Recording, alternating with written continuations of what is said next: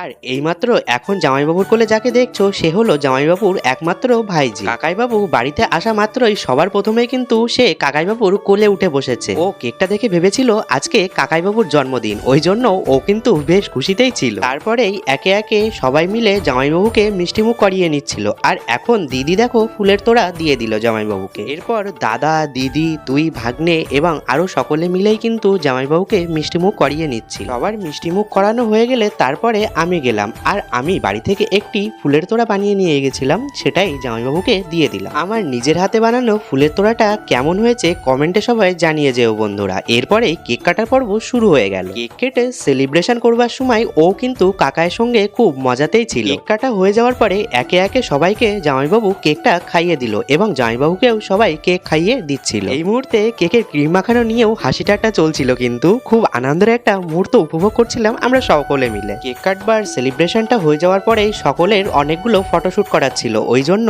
সকলে মিলে একসঙ্গে অনেকগুলো ফটোশুট করে নেওয়া হচ্ছে। ও আর ভালো কথা, বেলুন সাজানোর ডেকোরেশনটা কেমন হয়েছে তোমরা সেটা জানিয়ে যেও, আর ভিডিওটা কেমন হয়েছে সেটাও জানিয়ে যেও। দেখা হচ্ছে নতুন কোনো ভিডিওর সাথে, এখনকার জন্য বাই।